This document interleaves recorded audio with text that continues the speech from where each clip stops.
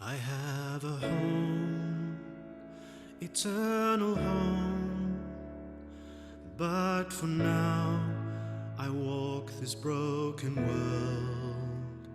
You walked it first, you know our pain, and you show hope can rise again up from the grave. Abide with me, abide with me, don't let me fall, and don't let go. Walk with me, and never leave, ever close, God, abide with me. There in the night, Gethsemane,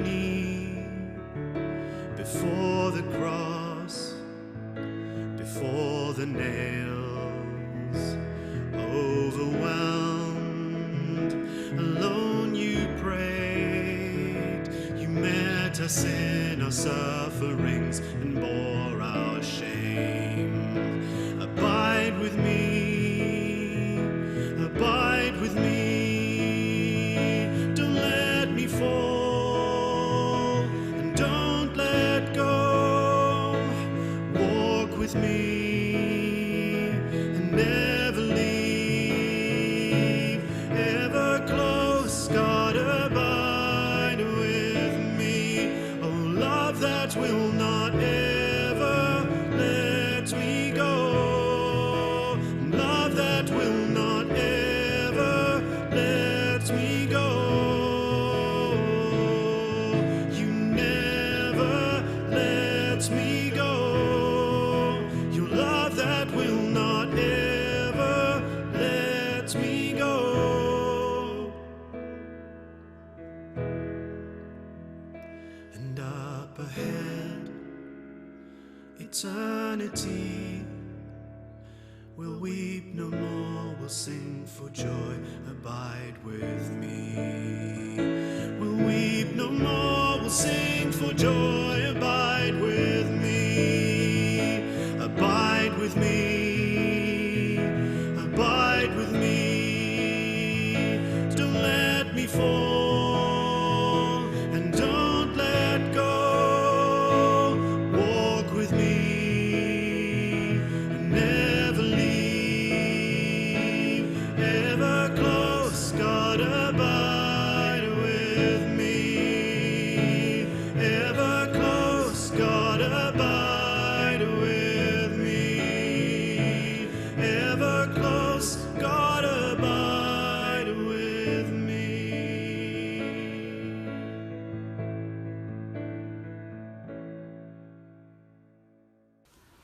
We come now to the second word Jesus spoke from the cross, and I read from Luke chapter 23, verse 39.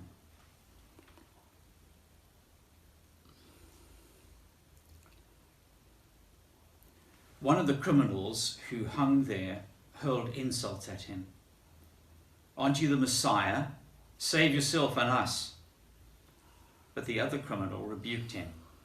"Don't you fear God," he said, "since you are under the same sentence? We are punished justly, for we are getting what our deeds deserve. But this man has done nothing wrong."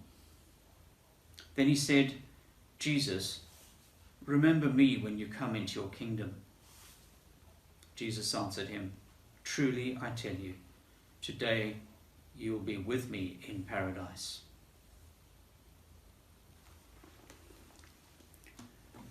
I want to focus on just one word in this second word from the cross. Truly I tell you, today you'll be with me in paradise. It's the word "with." The agony of the cross comes in large measure from dislocation, literally being out of joint, ligaments and tendons torn, the body broken from within as well as from without. Crucifixion is a public act, a gruesome public spectacle, noisy and abusive, filled with shouts of mockery, but it's also a place of terrible aloneness, utter separation, dislocation. We are feeling the pain of dislocation in these days of lockdown. We are cut off from family and friends, from the various communities of which we are part that give us support and structure and rhythm to our lives. For some, being in lockdown is a gift. It gives space to reflect and to rest. But for many, it's a trying time, a trying, stress-filled time, trying to keep children entertained and fed. And it also places strain on marriage and family relationships when we are cooped up together. The two thieves on the cross were not in lockdown together, but hung up together, and they were not united. They faced the same ordeal. They were together, but they hurled insults and rebukes at each other. Being in lockdown does not necessarily make for a united, happy family or household. The feelings of aloneness and isolation may be more acute and may at times feel unbearable. And then not only do we see this aloneness at a personal level, at a national level we see communities that feel alone and dislocated, left out, not seen, cut off, ignored. Is this not what partly fuels service delivery protests around the country? People feel dislocated, abandoned, forgotten, alone, and when it comes to providing the basics of decent human living, they've been left out. And so, like petulant toddlers, cry out, lash out, and do harm to themselves and others in a desperate attempt to be seen, to be heard, to be connected. In different ways, there is for us personally and as communities a desire for connection, a desire not to be left out, not to be cut off, not to be alone. We can feel it personally and experience it in our homes, and we can see it playing out at a wider community and international level. Alone, cut off, no one sees our pain, dislocation. This past week we had as one of our lectionary readings the well-known passage in John chapter 8 of the woman caught in adultery and brought before Jesus. Her self-righteous accusers are standing around, stones in hand. You can picture the scene. The woman, guilty, shamed, fearful, alone. Her companion in sin gone, her eyes cast downwards. What does Jesus do? He gets down in the dust and is in a position for her to see him without having to look up. He's with her. She's not alone. And now, here on Golgotha are two men, guilty, afraid, angry, desperate. And Jesus is with them. From the cross, from the place of physical and relational dislocation, Jesus speaks a different word, with. With is a word of connection. To be with is to be in relationship. It says, you are not alone. With is a word that puts someone alongside us. Companionship, support, community, love. Today, you will be with me in paradise. To a man in agony and shame, fierce in his brokenness and despair, like a cornered vixen, Jesus speaks this utterly, utterly transforming word. You will be with me. Who is this who speaks such a word from the midst of his own agony? Of Jesus, John says, he was with God in the beginning. Jesus says, I am not alone. I stand with the Father. And now he says to this broken man at the extreme edge of hopelessness, you will be with me. Connection. Jesus said, if I go and prepare a place for you, I will come back and take you to be with me, that you may also be where I am. Father, my Father will love you and will come to you, and we will make our home with you. What an amazing, assuring words. Jesus is with us. And in his great high priestly prayer in John chapter 17, Jesus prayed, Father, I want those you have given me to be with me where I am and to see your glory. And so he says to this thief on the cross, today you will be with me in paradise. Let's reflect on these words, and you might find it helpful to read the passage of Shadrach, Meshach and Abednego being thrown into the fiery furnace. It's Daniel chapter 3, verses 13 through to 28. And note in particular verse 25, where the king says, look, I see 4 men walking around in the fire, unbound and unharmed. And the 4th looks like a son of the gods. Take some time in silence as you listen to Tim Smith sing the Matt Redman song, You Never Let Go, to draw that verse. Draw the furnace, draw the flames, but in the midst of it, draw the one who is with us. See where your imagination takes you and what the Holy Spirit says to you.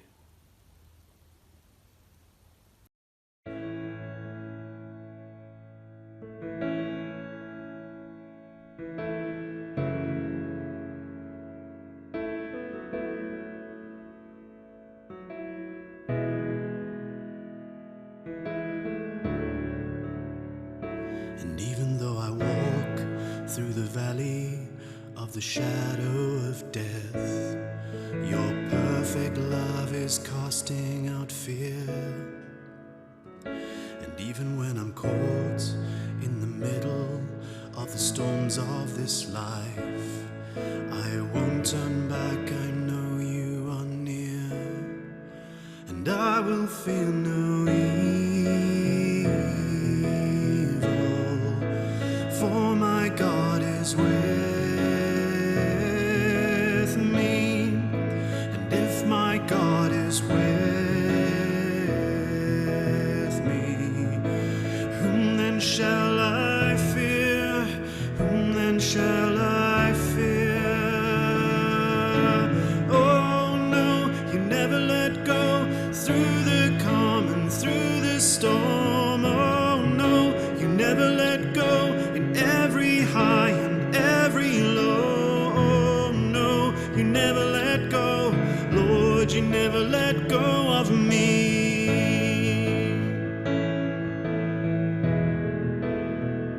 Yes, I can see a light that is coming for the heart that holds on, a glorious light beyond all compare. And there will be an end to these troubles, but until that day comes, we'll live to know you here on the earth. And I will fear no evil, and for my God is with me. And if my God is with me, whom then shall I fear? Whom then shall I fear? Oh no, you never let go through the calm and through the storm. Oh no, you never let go in every high and every low. Oh no, you never let go. Lord, you never let go of me.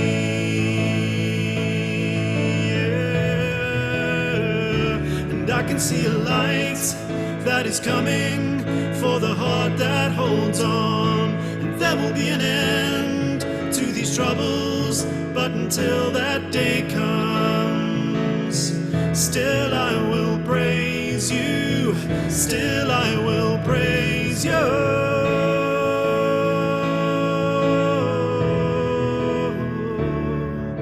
And oh no, you never let go, through the calm and through the storm. Oh no, you never let go, in every high and every low. Oh no, you never let go, Lord, you never let go of me. You keep on running and you never let go. Sing, Lord, you never let go of me. Oh no, you never let go, through the calm and through the storm. Oh no, you never let go, in every high and every low. Oh no, you never let go, Lord, you never let go of me. Lord, you never let go of me. My Lord, you never let go